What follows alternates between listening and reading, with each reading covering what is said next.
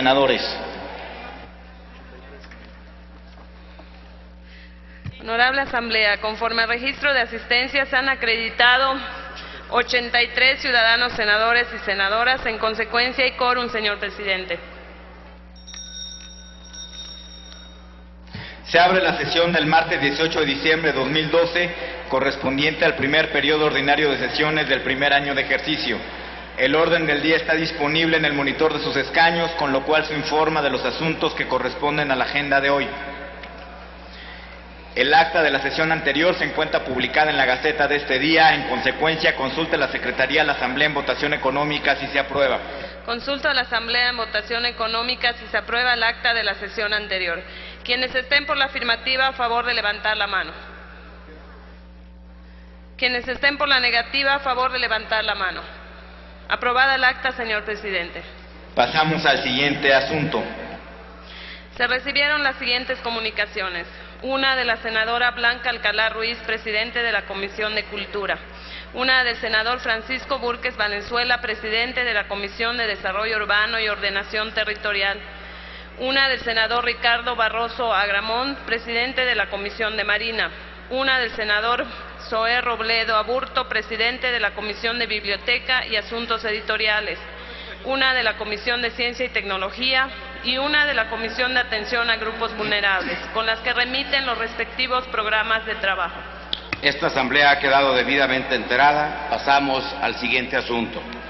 Se recibió un oficio de la Secretaría de Gobernación con el que remite nombramiento expedido a favor de la ciudadana Beatriz Elena Paredes Rangel como embajadora extraordinaria y plenipotenciaria de México en la República Federativa de Brasil. Túrnese a las Comisiones Unidas de Relaciones Exteriores y de Relaciones de América Latina y del Caribe para su análisis y dictamen correspondiente. Pasamos al siguiente asunto. De la Cámara de Diputados se recibió un proyecto de decreto por el que se reforman y adicionan diversas disposiciones de la Ley Federal para prevenir y sancionar la tortura, devuelto para los efectos de la fracción E del artículo 72 constitucional. Túrnese a las Comisiones Unidas de Derechos Humanos y de Estudios Legislativos, primera, para sus efectos correspondientes. Pasamos al siguiente asunto. También de la Cámara de Diputados se recibió un acuerdo por el que expresa su anuencia para que la Comisión de Régimen, Reglamentos y Prácticas Parlamentarias trabaje en conferencia con la Comisión de Reglamentos y Prácticas Parlamentarias de la Cámara de Senadores para el estudio y análisis de propuestas de reforma a la normatividad del Congreso de la Unión. La Asamblea ha quedado debidamente enterada. Remítase a las Comisiones de Reglamentos y Prácticas Parlamentarias.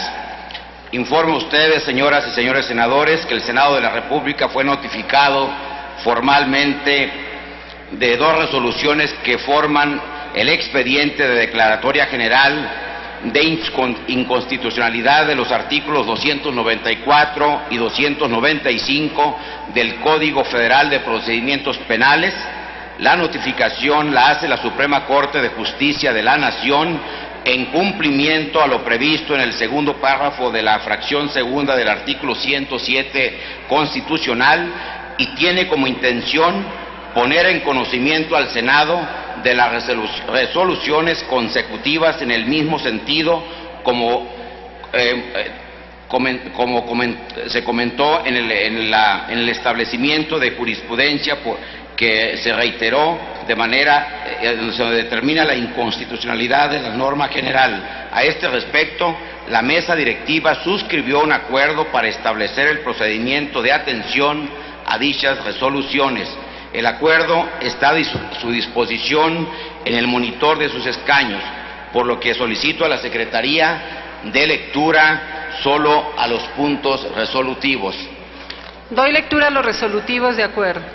Primero, el Senado de la República acuerda formar un grupo plural de senadores que se aboquen a la confección de un decreto que atienda el problema de la inconstitucionalidad en que se encuentran los artículos 294 y 295 del Código Federal de Procedimientos Penales, como se desprende de la notificación de la Suprema Corte de Justicia de la Nación. Segundo, el grupo plural de senadores estará integrado de la siguiente forma: un senador del Grupo Parlamentario del PRI, un senador del Grupo Parlamentario del PAN, un senador del Grupo Parlamentario del PRD, un senador del Grupo Parlamentario del Partido Verde Ecologista, un senador del Grupo Parlamentario del PT.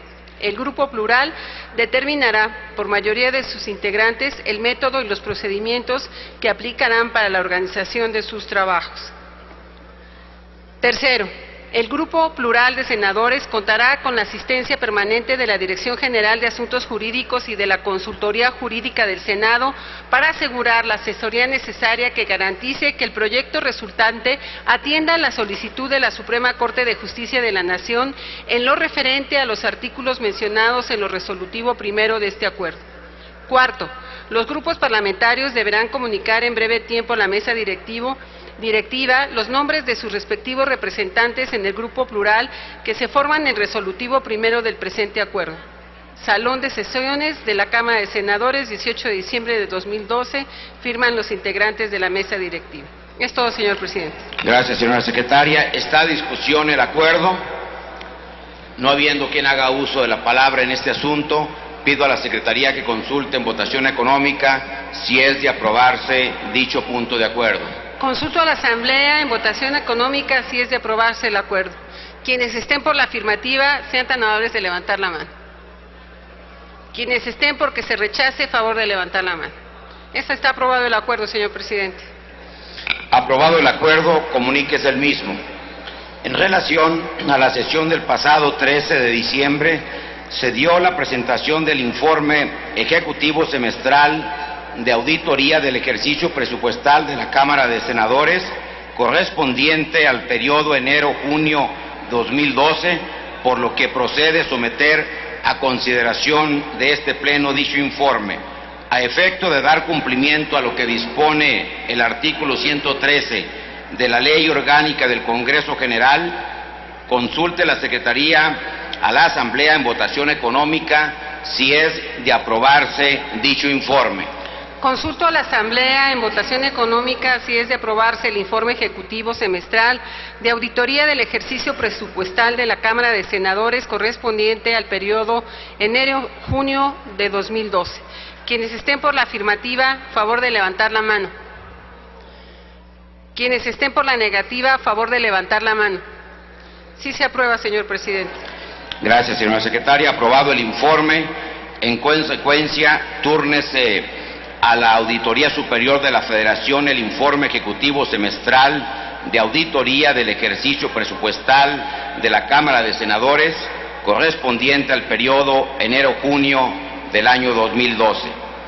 En el apartado de iniciativas tiene el uso de la palabra el senador Omar Fayad Meneses del Grupo Parlamentario del Partido Revolucionario Institucional para presentar proyecto de decreto por el que se reforma el artículo 3º transitorio del decreto por el que se expide la Ley General del Sistema Nacional de Seguridad Pública. En el uso de la palabra, señor senador.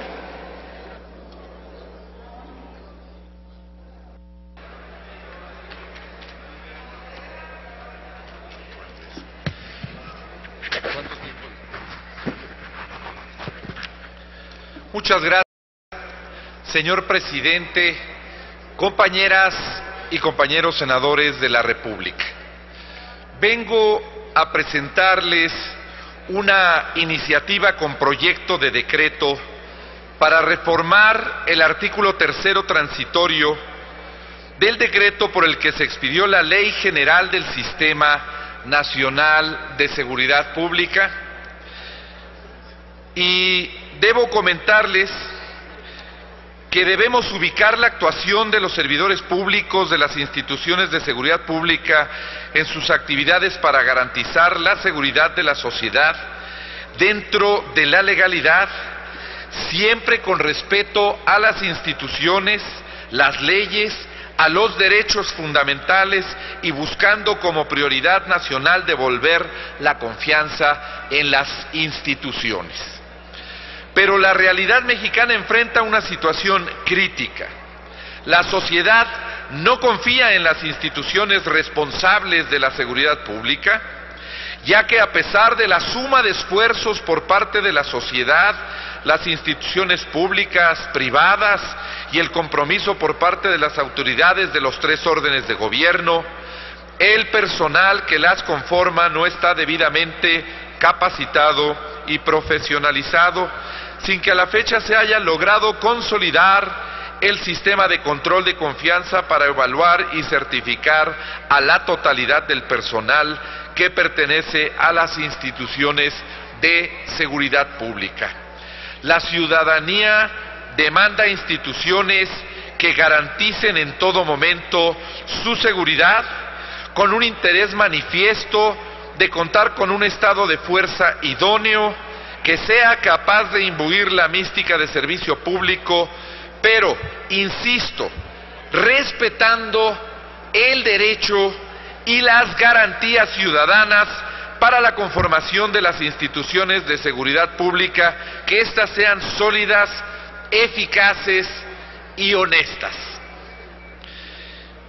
Este reclamo ciudadano para enfrentar la inseguridad, la violencia, la impunidad y la corrupción generó en el año 2008 que se suscribiera el Acuerdo Nacional por la Seguridad, la Justicia y la Legalidad como un mecanismo de coordinación entre los 3 poderes de la Unión y los 3 órdenes de gobierno, teniendo como uno de sus objetivos fundamentales la depuración y fortalecimiento de las instituciones de seguridad y de procuración de justicia bajo 3 acciones fundamentales. La primera, crear un modelo nacional de evaluación y control de confianza a través de un protocolo en la materia, creado por el Consejo Nacional de Seguridad Pública el 28 de noviembre del 2008. El segundo, impulsar en las entidades federativas la creación de centros de evaluación y control de confianza certificados en las instituciones de seguridad pública. Y el tercero, sujetar a evaluación permanente y control de confianza al personal de las instituciones de seguridad pública en los 3 órdenes de gobierno a través de organismos certificados. También se previó la existencia del Centro Nacional de Certificación y Acreditación, organismo que ha mantenido actualizado al Modelo Nacional de Evaluación y Control de Confianza de manera permanente. Paralelamente, la Secretaría de Gobernación, a través del Centro de Investigación y Seguridad Nacional, y la Secretaría de Seguridad Pública, a través de la Policía Federal, impulsaron la creación de los centros de evaluación y de control de confianza. Actualmente se encuentran en operación 38 centros, 3 a nivel federal, el de la Secretaría de Seguridad Pública, el de la Procuraduría General de la República y el del Instituto Nacional de Migración. 35 en las 32 entidades federativas. De estos 38 centros, 33 se encuentran acreditados y 5 se encuentran en proceso de certificación. Para entender este tema prioritario, se alinearon los fondos y subsidios federales en materia de seguridad pública a un esquema de complementariedad. Como resultado de ello, en el ejercicio 2012 se comprometieron recursos por un monto de 2.248 millones de pesos. Pero pese a que se han realizado todas las acciones necesarias para dar cumplimiento a la certificación de los integrantes de las instituciones de seguridad pública, pese a todos los esfuerzos que se han hecho por parte de la Federación y de cada una de las entidades federativas, esta no se ha podido capitalizar, ya que si bien al 31 de octubre del presente año, de una plantilla activa de 71.614 elementos en el ámbito federal, se reportaba un avance del 100% de cobertura sobre el estado de fuerza de los elementos evaluados. En los ámbitos estatal, municipal y del Distrito Federal, la realidad ha sido que se reportan 293.632 elementos de instituciones de seguridad pública evaluados de manera integral, de un estado de fuerza que ha sido estimado en más de 426,000 elementos en activo. Esto es el 68% aproximadamente estimado que al mes de diciembre del 2012 se lograran a nivel nacional un avance del 84%, dado a que el 59% de las entidades federativas todavía no ha logrado lo estipulado. En este contexto, es necesario revisar lo dispuesto en la ley, ya que al ubicarse más de la mitad de las entidades en el supuesto de no alcanzar la meta establecida, se deberán definir jurídicamente las líneas específicas de atención al personal que no esté certificado para enero del 2013. Como se plasma en el artículo 3º transitorio del decreto que expide la Ley General del Sistema Nacional de Seguridad Pública, agravado por la separación del servicio de quienes no estén certificados, como se estipula en el 4º transitorio del mencionado decreto, hecho que redundaría en una fuerza pública debilitada por la disminución de elementos, lo que lejos de otorgar una mayor seguridad a la sociedad, crearía un efecto absolutamente contrario. Ante todo esto, propongo a los integrantes de las instituciones de seguridad pública que cuenten con un plazo de 365 días naturales contado a partir del día de entrada en vigor de este decreto que les estoy proponiendo, para obtener la certificación por parte de los centros de evaluación y control de confianza para fortalecer la credibilidad de las instituciones de seguridad pública, y que todo este esfuerzo que se ha venido realizando alrededor ya prácticamente de 4 años no se pierda, se le dé continuidad, se refuerce y de esta manera podamos dar cumplimiento a un acuerdo importante que se tomó con la sociedad mexicana hace 4 años, cuando los mexicanos nos propusimos tener cuerpos de seguridad pública mejor capacitados, cuerpos de seguridad pública perfectamente evaluados, y que esto pudiera ser un instrumento más en la lucha que damos los mexicanos al crimen organizado, al narcotráfico y a los delitos en general. Esta propuesta, amigas y amigos senadores, es de extrema relevancia para nuestro país, para poder lograr las metas en este gran esfuerzo. Lo vengo a hacer hoy a sabiendas de que el día 3 de enero concluiría el plazo establecido en el 3º transitorio de la Ley General del Sistema Nacional de Seguridad Pública, del decreto que la expidió.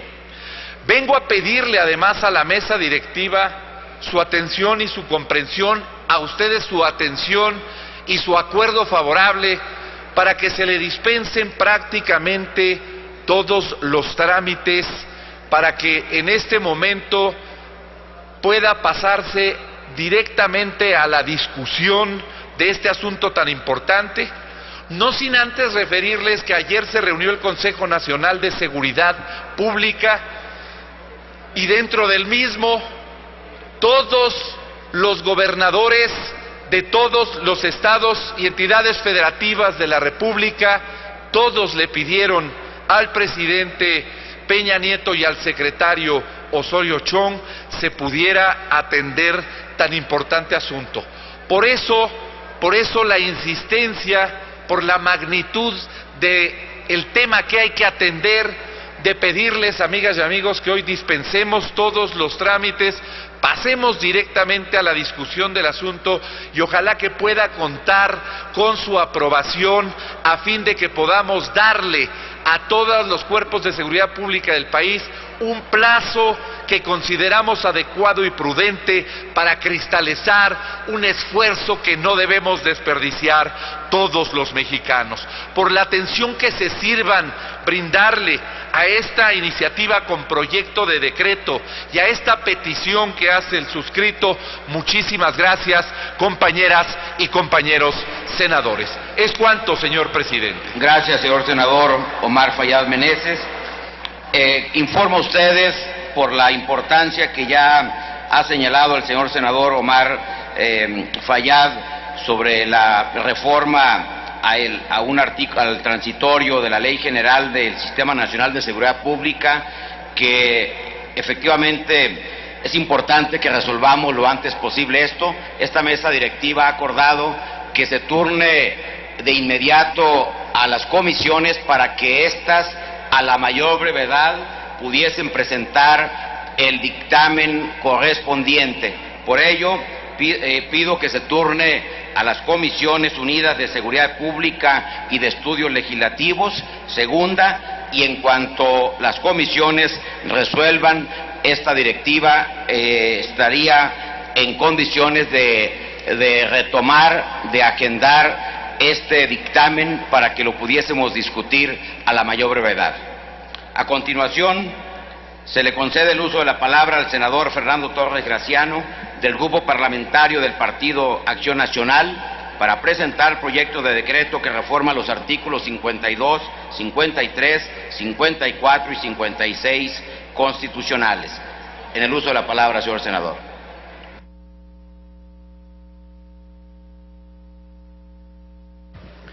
Gracias, presidente. Honorable Asamblea, la iniciativa que el día de hoy vengo a presentar se refiere a un tema que ha sido recurrente ya en muchas legislaturas, un tema que comparten legisladores de diferentes partidos y un tema que por una u otra razón no ha sido posible hacerlo realidad.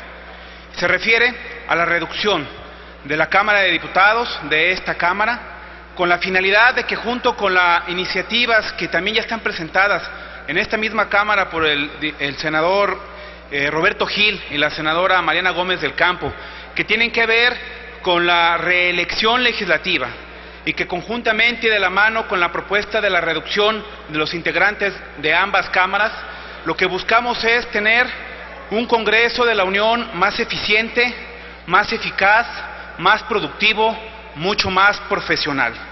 Nuestro país se encuentra entre los 5 países del mundo que tienen más diputados y senadores.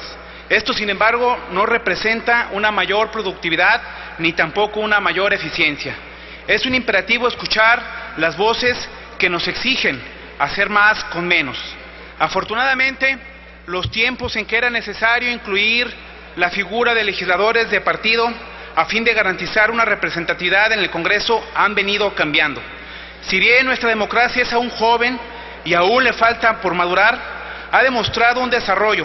Somos hoy testigos de la alternancia en el poder y de la competencia electoral. La sociedad civil es ahora también mucho más participativa. Los ciudadanos nos han expresado sus decisiones en las urnas y es en las urnas donde se debe descansar la representatividad de las fuerzas políticas de este país. Por esta razón es que esta iniciativa busca respetar y no eliminar los espacios para las minorías, pero sí eliminar el número de diputados. Por otro lado, también busca respetar la primera minoría en la elección para el Senado de la República, eliminando a los senadores de representación proporcional y 100 diputados electos por este mismo principio, a fin de conservar la participación de las diferentes fuerzas políticas sin que ello signifique que tengamos esta obstrucción que por el número muchas veces se da en este Congreso de la Unión. La disminución de los legisladores no es un tema novedoso, se ha propuesto ya en diversas iniciativas y en diferentes momentos.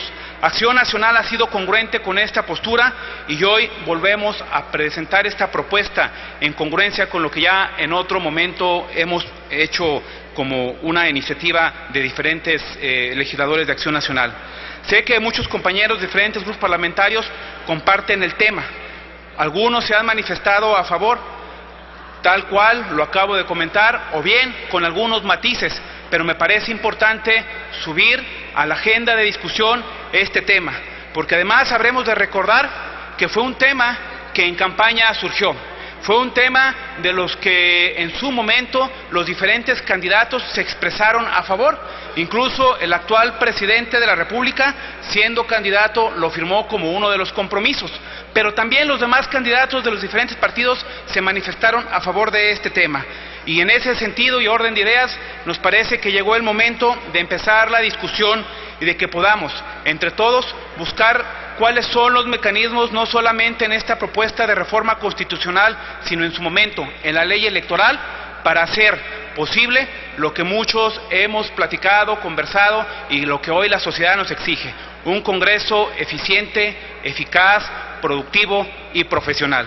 Es por eso que venimos a entregar esta iniciativa con proyecto de decreto por el que se reforman los artículos 52, 53, 54 y 56 de la Constitución Política de los Estados Unidos Mexicanos. Por su atención, muchas gracias, y agradezco también a la mesa directiva el espacio. Muchas gracias. Gracias, señor senador Fernando Torres Graciano. Túrnese. Sí. ¿Para qué asunto, señor senador? Sonido, por favor, en el escaño del senador Héctor Hermosillo. Para unirme a la propuesta que tiene el senador. Con gusto, le consultamos al senador Torres Graciano y pido a la Secretaría que tome nota de la solicitud del señor senador Héctor Hermosillo. Túrnese esta iniciativa a las Comisiones Unidas de Puntos Constitucionales y de Estudios Legislativos, segunda. A continuación se le concede el uso de la palabra al senador Benjamín Robles Montoya, del Grupo Parlamentario del Partido de la Revolución Democrática, para presentar proyecto de decreto por el que se reforman los artículos 76, 89 y 133 y se adiciona el artículo 105, todos de nuestra Constitución. En el uso de la palabra, señor senador. Señor presidente. Muchísimas gracias, señor presidente, compañeras, compañeros de la mesa directiva, compañeras, compañeros del Pleno. A nivel mundial, los tratados internacionales han adquirido un papel cada vez más relevante en la vida de los ciudadanos, y México no ha sido la excepción. Cada vez es más frecuente que los ciudadanos invoquen en sus demandas la protección de los tratados internacionales. Por eso sostengo, la influencia de los pactos internacionales en nuestro país ha venido aumentando. Y por ello también, lo que empezó siendo un criterio de jurisprudencia, hoy se ve reflejado en el texto del artículo 133 constitucional. Conforme a este artículo, los tratados internacionales forman parte de la ley suprema de toda la Unión en nuestro orden jurídico. Y por eso las recientes reformas constitucionales, entre ellas la reforma en materia de derechos humanos, hacen necesario que las autoridades conozcan y apliquen los tratados internacionales ratificados por México. Incluso sentencias internacionales como la sentencia emblemática del caso Radilla contra México han sentado precedentes en el sentido de que los jueces del Poder Judicial de la Federación pueden declarar la invalidez de normas que contravengan la Constitución Federal y los tratados internacionales que reconozcan derechos humanos. Lo anterior pone de manifiesto la importancia de estos instrumentos y por ende la importancia del proceso de revisión, firma y ratificación. Legislaciones en otros países contemplan dos tipos de control constitucional de las normas generales y de los tratados internacionales. Contemplan por un lado un control previo o denominado a priori y por el otro contemplan un control correctivo o a posteriori. En nuestro país no existe un control previo de los instrumentos internacionales que permita revisar que los tratados que firme el Ejecutivo se encuentran apegados al texto constitucional, es decir, que sean constitucionales. El control posterior de los tratados internacionales, como actualmente se contempla en nuestra legislación, solo se puede hacer valer cuando dichos instrumentos ya han sido integrados al ordenamiento jurídico nacional, es decir, cuando ya fueron perfeccionados y adoptados en nuestro país. La declaración de inconstitucionalidad a posteriori de un tratado pudiese repercutir en violaciones incluso de carácter internacional, como pudiese ser una violación al principio de la buena fe en la celebración de los tratados. Proponer un sistema de control previo de tratados internacionales, como lo hago en esta iniciativa, de ninguna manera, lo quiero aclarar, de ninguna manera eliminaría el control posteriori de los mismos, pero sí permitiría dotar de seguridad jurídica la firma de los mismos previamente a su integración en el orden jurídico nacional. Aunado a lo anterior, resulta oportuno tomar la experiencia positiva que han tenido otras naciones como Venezuela o España, las cuales han incorporado en su sistema constitucional un control previo de constitucionalidad de los tratados internacionales, ya que en sus respectivas legislaciones contemplan la posibilidad de que sus cortes constitucionales puedan juzgar previamente sobre la incorporación de los mismos a su derecho interno. Como lo han sostenido diversos autores sobre el tema, tener constitucionalmente previsto el control previo de constitucionalidad de los tratados internacionales tiene como finalidad preservar íntegra la normativa constitucional y garantizar al tiempo la seguridad y estabilidad de los compromisos a contraer en el ámbito internacional. Por lo antes expuesto, es que propongo a esta soberanía la necesidad de dotar a la Suprema Corte de Justicia de la Nación de la facultad de pronunciarse sobre la conformidad o sobre la disconformidad a la normativa constitucional de los tratados internacionales antes de su integración al ordenamiento jurídico nacional. En este sentido, la iniciativa que hoy pongo a su consideración busca reformar los artículos 76, 89, 105 y 133 de la Constitución Política de los Estados Unidos Mexicanos, con el objeto de que previamente a la firma de un tratado internacional, el presidente envíe a la Suprema Corte de Justicia de la Nación para su opinión el tratado internacional que vaya a firmar y al respecto la Suprema Corte se pronuncie sobre la constitucionalidad o inconstitucionalidad del mismo. Asimismo, a través de la reforma al artículo 133 constitucional, proponemos que los tratados internacionales sean firmados por el presidente de la República y ratificados por el Senado y que además cuenten con la opinión favorable de la Suprema Corte de Justicia de la Nación, serán la ley suprema de toda la Unión.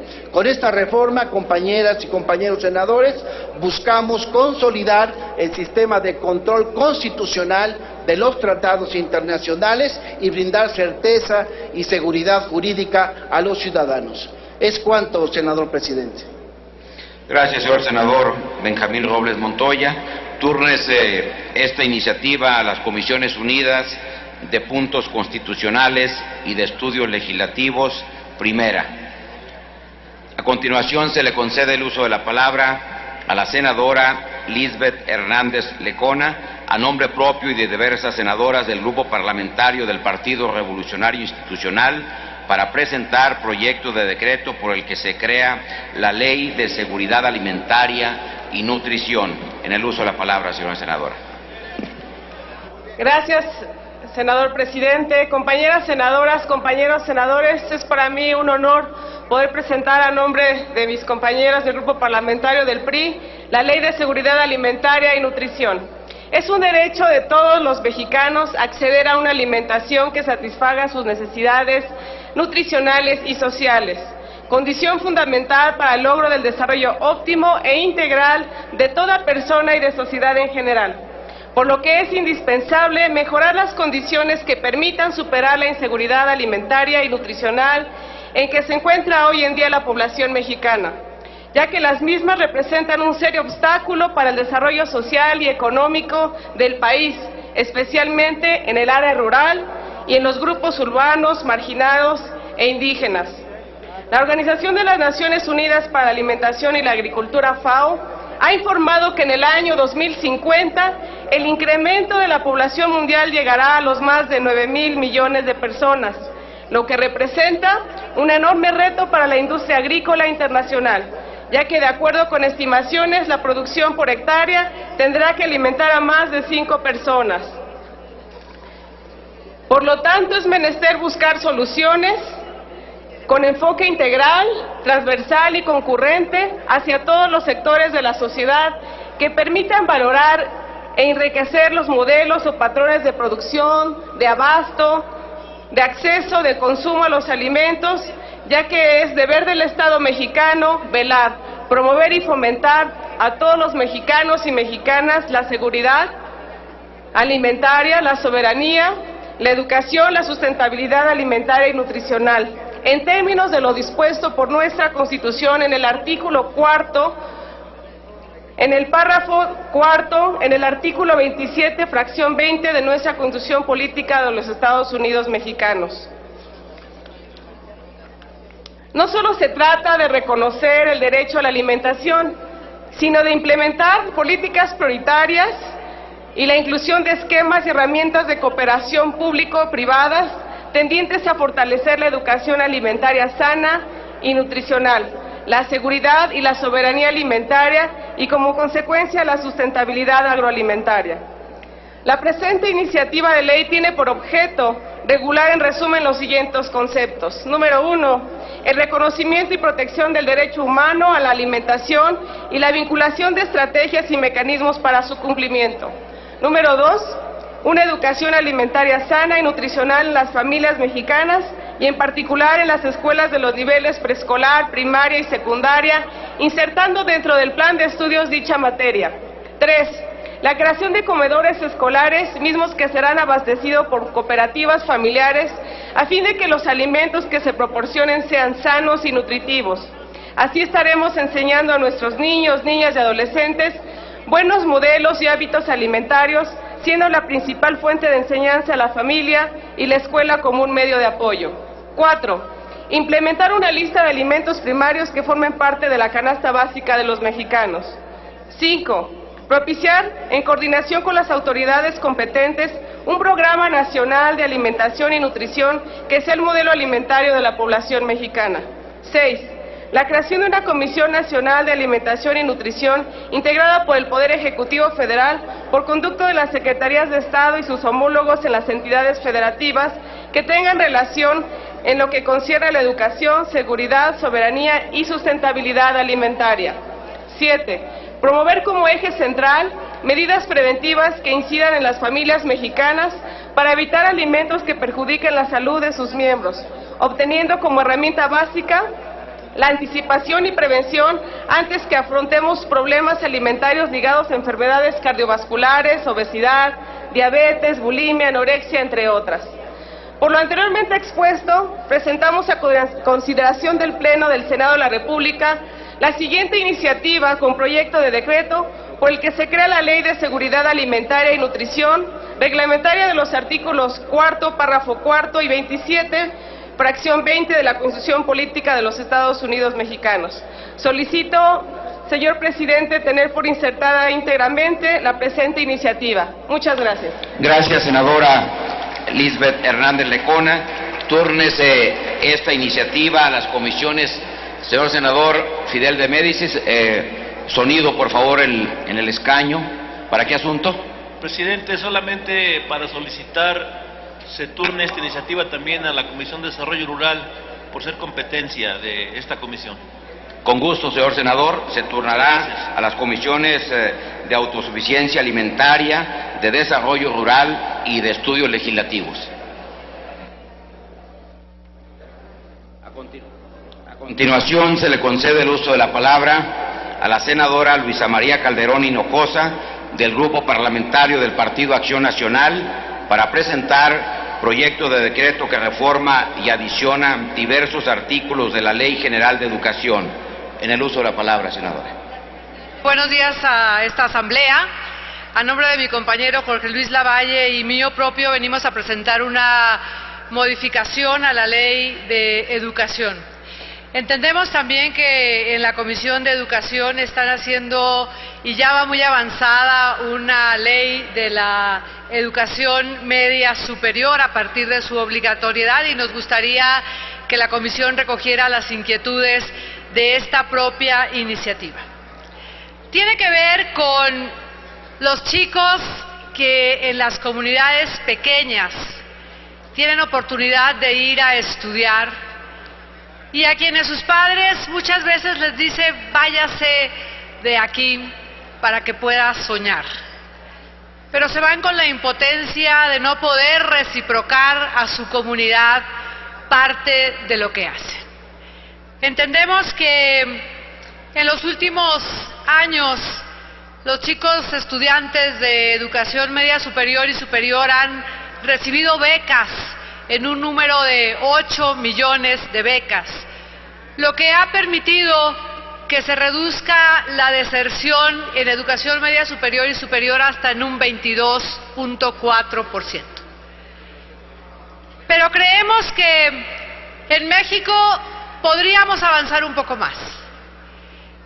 Que los chicos que egresan de las escuelas de los niveles medio, superior y superior adquieran competencias, por decirlo de alguna manera, empresariales. Que no salgan con su papel y digan quién me da trabajo.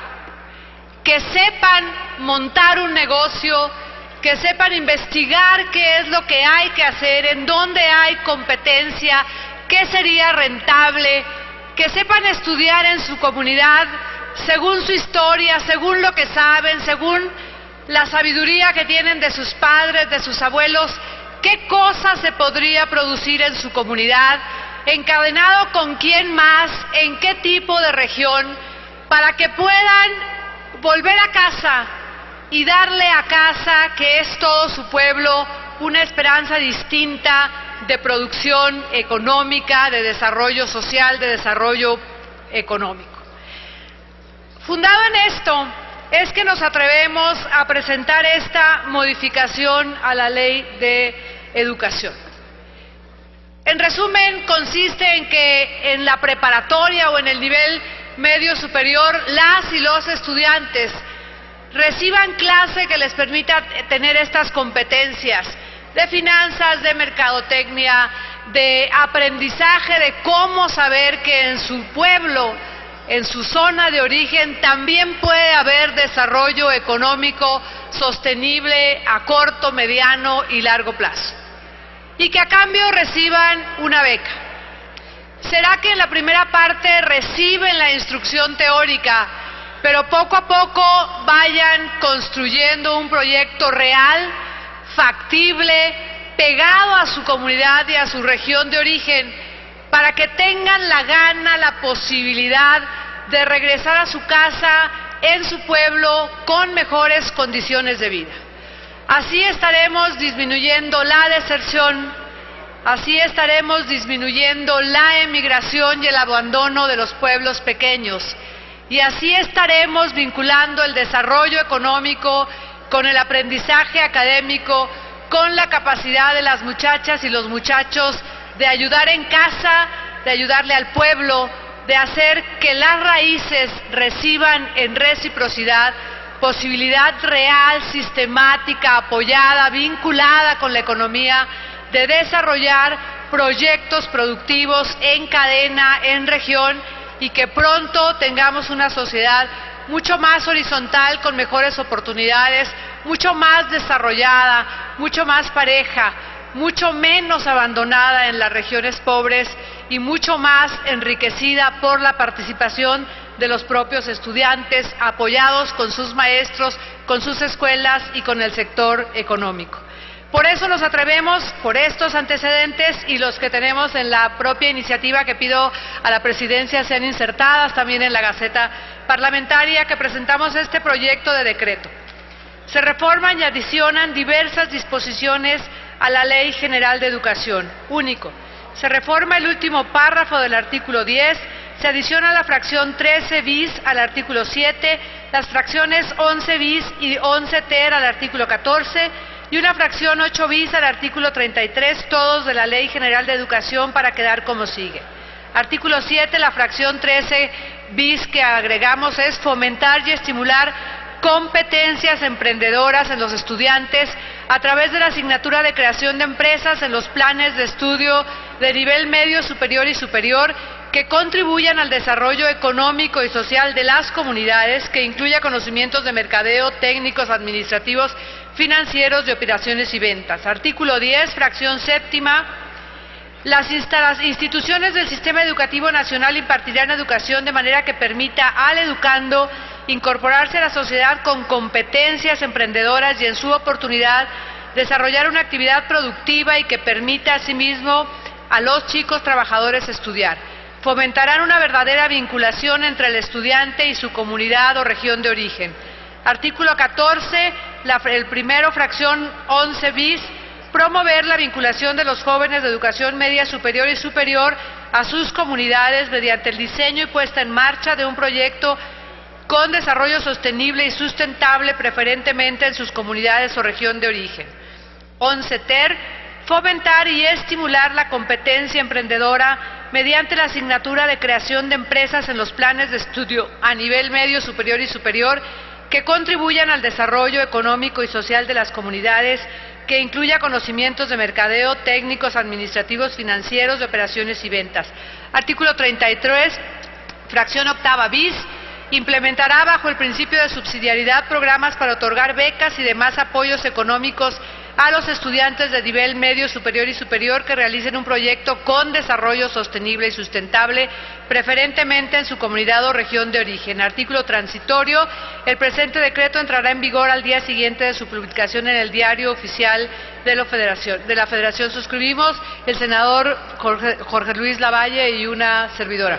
Gracias, presidente. Gracias, senadora Luisa María Calderón Hinojosa. Pido a la Secretaría que se inserte de manera íntegra la iniciativa tal y como lo ha propuesto la propia senadora en el diario de los debates, y se turna esta iniciativa a las Comisiones Unidas de Educación y de Estudios Legislativos. Se concede ahora el uso de la palabra al senador Zoé Robledo Aburto, del Grupo Parlamentario del Partido de la Revolución Democrática, para presentar proyecto de decreto por el que se crea la Ley General para la prevención y atención del desplazamiento interno. En el uso de la palabra, señor senador.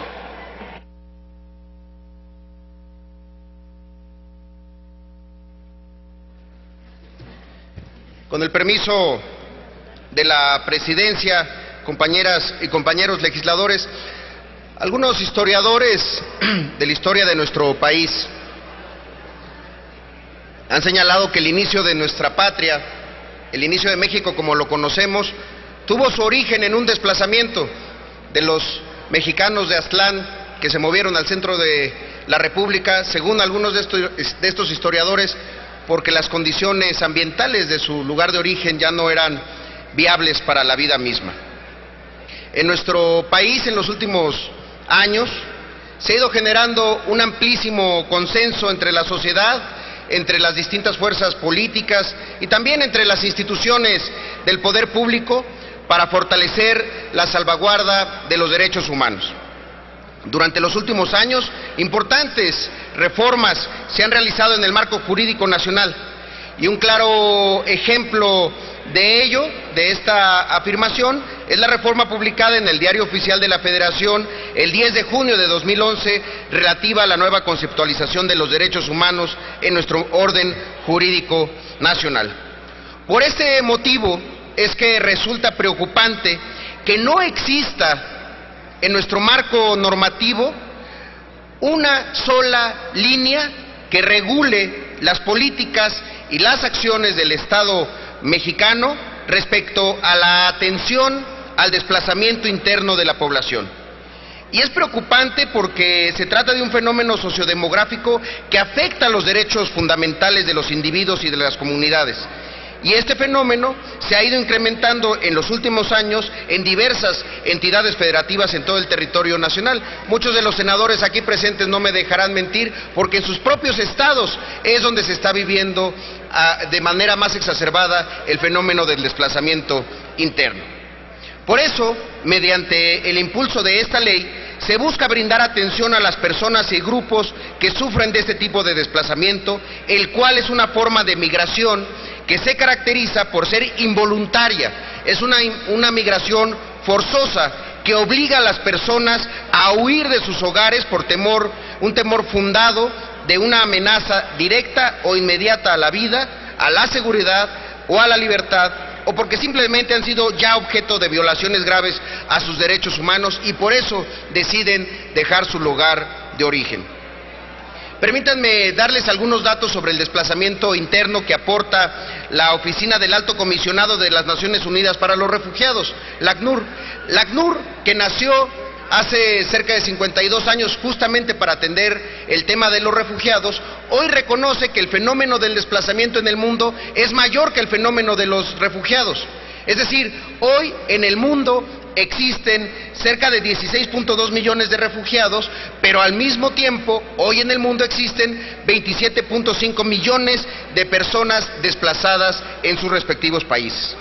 En México, como el problema no lo reconocemos, como el problema hemos optado por decidir que no existe, no tenemos datos oficiales sobre cuántos mexicanos o cuántas mexicanas han sido desplazadas de su lugar de origen.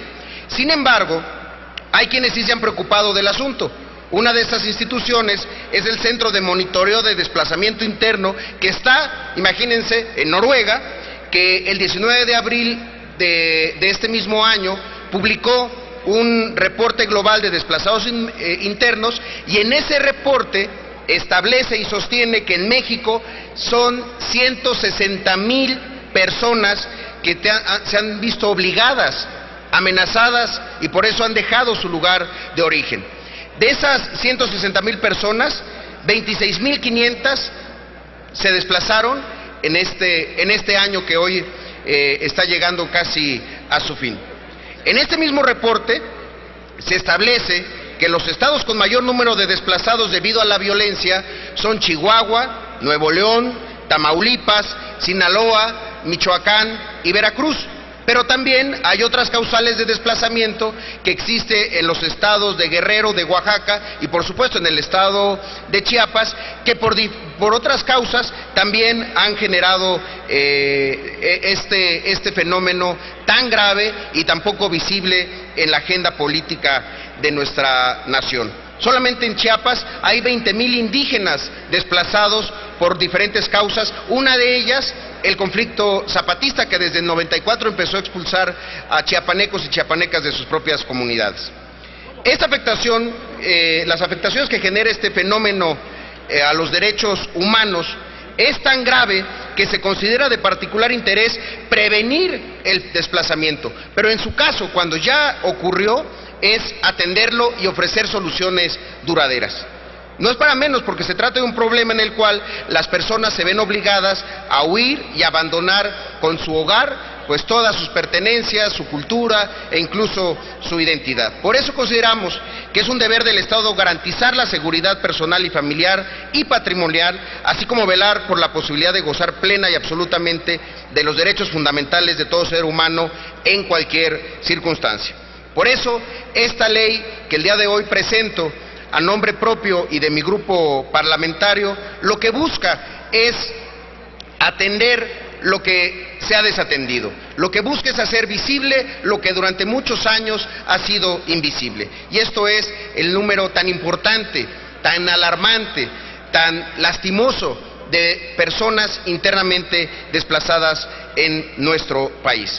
Por eso nosotros atendimos y leímos con mucho cuidado también en la parte del Pacto por México, en el punto 30, donde se habla de ejecutar una política migratoria que defienda la decisión de migrar como un derecho humano, pues que se incluya también el asunto de los desplazados. Por eso, compañeras y compañeros senadores, legislar sobre desplazamiento no solamente habla de legislar en un ámbito de vanguardia y en un asunto progresista, también habla de nuestra voluntad de legislar de conformidad con la realidad y las necesidades en materia de derechos humanos de todos nuestros representados. Es cuanto, senador presidente. Gracias, señor senador Zoé Robledo Aburto. Túrnese esta iniciativa a las Comisiones Unidas de Gobernación y de Estudios Legislativos, segunda. Sonido, por favor, en el escaño de la senadora Angélica de la Peña, Presidente, para que sea tan gentil en turnarla también a la Comisión de Derechos Humanos. Con gusto se turnará también a la Comisión de Derechos Humanos. Sonido, por favor, en el escaño del senador Mario Delgado. Sí. Para ver si me puedo sumar a la iniciativa del senador Robledo. Con gusto. Y igual el senador Adán López. ¿Para qué asunto? Sumarme a la iniciativa del senador Robledo, pero también para solicitarle sea turnada igualmente a la Comisión de Población y Desarrollo.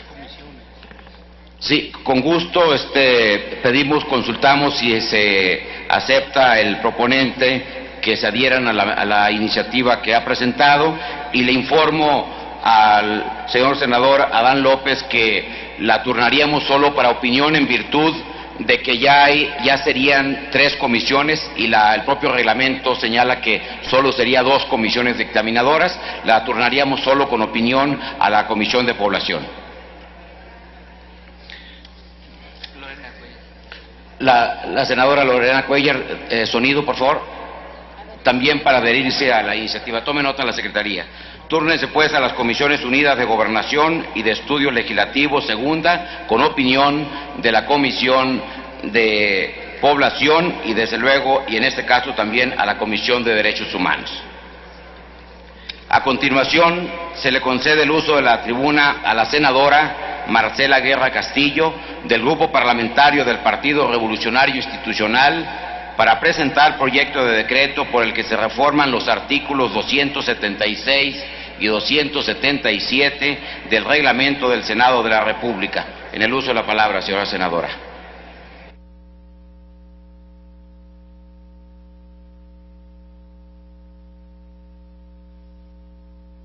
Muchas gracias, presidente. Muy buenas tardes a todos, colegas senadores.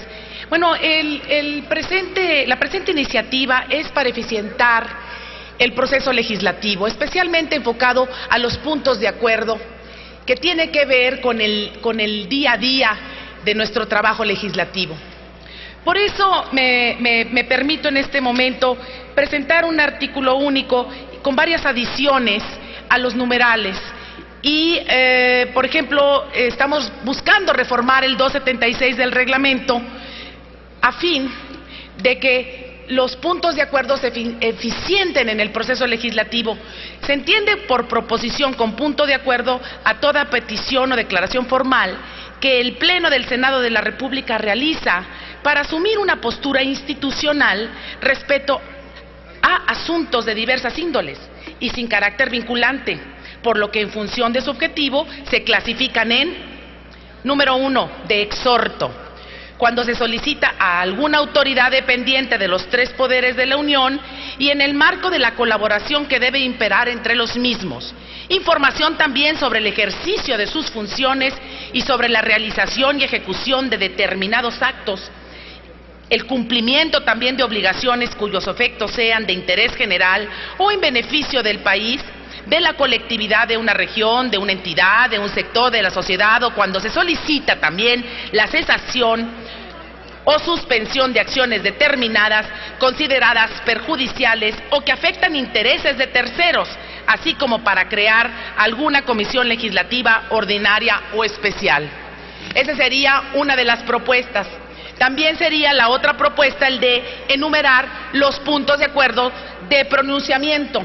Es decir, cuando se solicita la declaración expresa del Senado de la República o de la Comisión Permanente que implique un posicionamiento en relación a una manifestación, acontecimiento, resolución o acuerdo de dependencias, entidades u organismos nacionales e internacionales en relación a asuntos de orden político, social o cultural y cuyos efectos sean de interés general.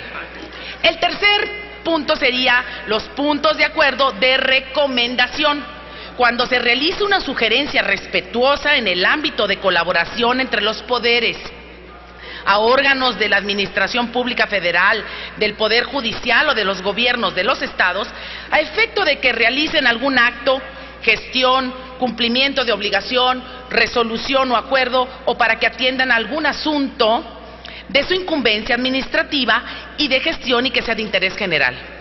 Y el último, vamos a decir el último rubro, que sería también de ordenamiento, el de los puntos de acuerdo de convocatoria, cuando se pida a la Comisión Permanente convocar a periodos extraordinarios de sesiones en términos de lo dispuesto por el artículo 67 de la Constitución Política de los Estados Unidos Mexicanos. Las proposiciones con punto de acuerdo se remiten por escrito y firmadas por sus autores al presidente de la mesa, se presentan al Pleno en la sesión y se incluyen en el orden del día y se turnan a comisiones, salvo que se les dispense de dicho trámite en términos del artículo 108 de este reglamento, como todos sabemos. El derecho a presentar proposiciones con punto de acuerdo conlleva el de retirarlas a solicitud de sus autores.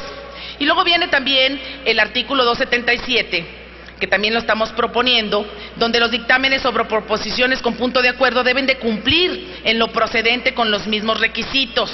Pueden desahogarse varias proposiciones en un mismo dictamen si se refieren a la misma materia o tema, como también sabemos. Pero lo que estamos proponiendo es las comisiones ordinarias tendrán como plazo para dictaminar las proposiciones con punto de acuerdo que las hayan sido turnadas hasta antes de que termine cada periodo ordinario de sesiones. Y las proposiciones con punto de acuerdo no dictaminadas dentro del periodo ordinario de sesiones en que fueron presentadas se tendrán por desechadas, procediendo a su archivo como asuntos total y definitivamente concluidos. Vendría posteriormente a esta proposición el artículo transitorio de rigor y bueno, pues está suscrita por la de la voz. Muchas gracias y buena tarde a todos. Gracias, senadora Marcela Guerra Castillo. Túrnese esta iniciativa a las Comisiones Unidas de Reglamentos y Prácticas Parlamentarias y de Estudios Legislativos.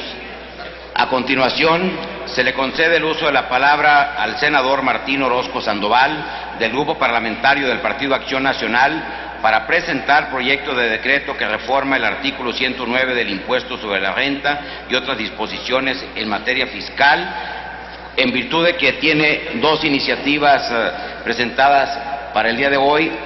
Si usted gusta desahogar en un mismo turno las dos, sería la siguiente iniciativa, que tiene que ver con el decreto que reforma el artículo 53 y se adiciona un artículo 52 bis de la Ley de Aviación Civil. Tiene el uso de la palabra para que en este mismo turno pueda tocar las dos iniciativas. Muchas gracias, con su permiso, presidente. Senadoras y senadores, en base a que la ley de ingresos pasó en pocas horas y que muchas iniciativas se quedaron pendientes, vamos a continuar abonándole a la llamada reforma fiscal que viene el próximo año, en el mes de febrero, y para esto propongo precisamente esta reforma al artículo 105 en su fracción 11 de la Ley del Impuesto sobre la Renta, algunas también del Código Fiscal de la Federación, de la Ley del Impuesto al Valor Agregado, de la Ley del Impuesto Especial sobre Productos y Servicios, con dos objetivos solamente. El primero es incrementar el subsidio a los trabajadores en un 25%. Esto ayudaría a 11 millones de trabajadores que ganan de 1 a 4 salarios mínimos y que, por ejemplo, si tienen un sueldo de 3,500 a 4,000 pesos, tendrían una disminución del impuesto de la renta en 100 pesos. Es un 25% más a la tabla de los subsidios para los sueldos de cada uno de ellos durante el periodo de todo el año.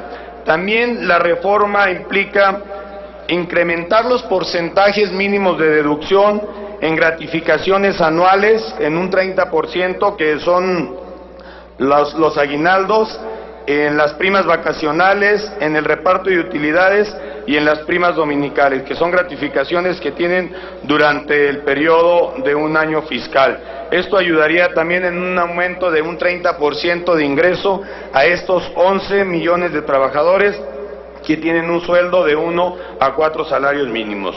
Este es en cuanto a las reformas fiscales para la próxima iniciativa que se presente.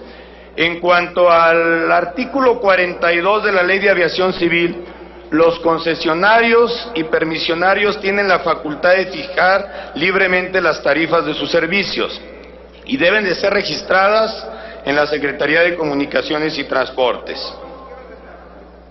En principio es claro que el incremento de las tarifas debe responder a cubrir gastos y tener ganancias, correspondiendo siempre a que los servicios sean prestados en condiciones de calidad, competitividad y seguridad. Lamentablemente no es así. Y hoy varios de los compañeros tuvimos el problema en los vuelos que nos traen a la Ciudad de México. Por esta razón es que es necesario que se revise el marco jurídico a fin de impedir abusos en los concesionarios o permisionarios de la industria de aviación que perjudica a los pasajeros. Para Acción Nacional es una prioridad fortalecer, velar y proteger los derechos de los consumidores. En razón de las necesidades por trabajo, por paseos con familia, por turismo, cada vez es más alta la demanda de los servicios de vuelos, razón por la cual es cada vez más común la situación de retrasos en cada uno de ellos. Lamentablemente, es una generalidad que las respuestas dadas por las aerolíneas no son satisfactorias para los usuarios, sino que en algunos casos resultan insuficientes de atender el problema de fondo. En la pasada legislatura el senador Huitrón presentó esta iniciativa. Simplemente retomamos su interés, su preocupación, para que a partir de este momento se analicen en las comisiones respectivas los atrasos y las injusticias que se tienen con cada uno de los pasajeros. Muchas veces es hasta de quedarse 4 o 5 horas o hasta toda la noche, mínimo 2 horas, y bueno, queremos que se regule este mal servicio que se da en las aerolíneas mexicanas y alcanzar así lo equiparable en los estándares internacionales. Es cuanto, senador presidente. Adelante. Gracias, señor senador. Adelante. El senador Jesús Casillas, sonido, por favor. Con mucho gusto, senador. Pido a la Secretaría que tome nota de ello, con gusto. Igualmente, la senadora Silvia Garza, sonido también para adherirse a la iniciativa. Adelante. Para las dos, adherirme a las dos iniciativas, que son excelentes. Igualmente, con mucho gusto. El senador Isaías González, para lo mismo, pido a la Secretaría que tome nota de eso, la senadora Marta Palafox y la senadora Maqui Ortiz. Bueno, va a todas. Dale, gracias. Adolfo Lainez también, Romero Lainez. Gracias. Túrnense estas iniciativas. La primera, a las comisiones. La primera se turna a la Cámara de Diputados y la segunda se turnará a las Comisiones Unidas de Comunicaciones y Transportes y de Estudios Legislativos, segunda.